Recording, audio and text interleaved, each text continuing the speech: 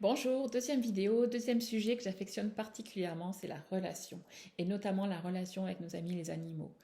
Alors qui dit relation, dit être en lien, dit communiquer, dit avoir un langage commun. Mais est-ce que vous savez comment vous le communiquez? Et est-ce que vous savez comment votre animal communique?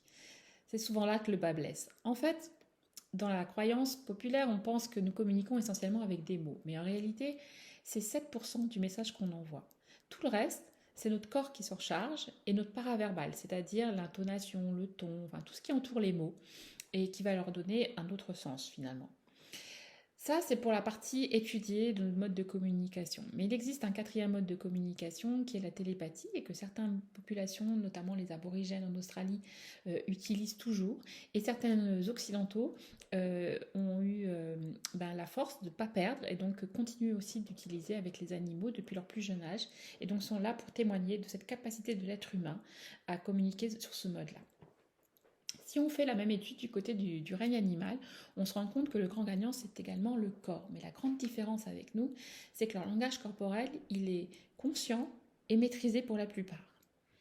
Ensuite, leur deuxième mode de communication, ça va être un langage sensoriel, et notamment les odorats. Avec l'odorat, les odeurs, pardon, ils vont récupérer tout un tas d'informations qui nous échappent sur l'état émotionnel et physiologique de la personne avec qui ils sont en lien, ou de l'animal avec lequel ils sont en lien.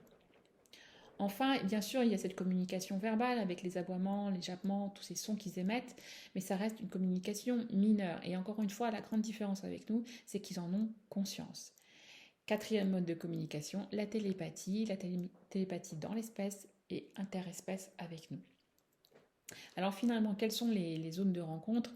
La zone de rencontre principale, c'est le corps, puis la télépathie pour ceux qui sont ouverts à ça ou qui ont la curiosité d'aller explorer cette communication-là. Et une troisième mode de rentrer en lien avec votre animal, ça va être l'éducation, l'apprentissage. Et cet apprentissage, je vous invite à le partager avec votre chien. C'est-à-dire, ok pour que lui apprendre des tas de trucs, mais ne lui laissez pas tout le boulot. Faites aussi votre part et allez apprendre le langage à minima, le langage corporel de votre chien et porter de la conscience sur votre langage corporel à vous. Observez-vous. Explorez ça chez vous aussi, c'est hyper important parce que c'est la partie majeure de ce que votre chien étudie de vous. Vos odeurs, ça vous n'avez aucun contrôle, et votre langage corporel. Si vous ne vous intéressez pas à ça, vous perdez une source de communication et une source d'amélioration de la qualité de votre relation énorme. Bon apprentissage alors.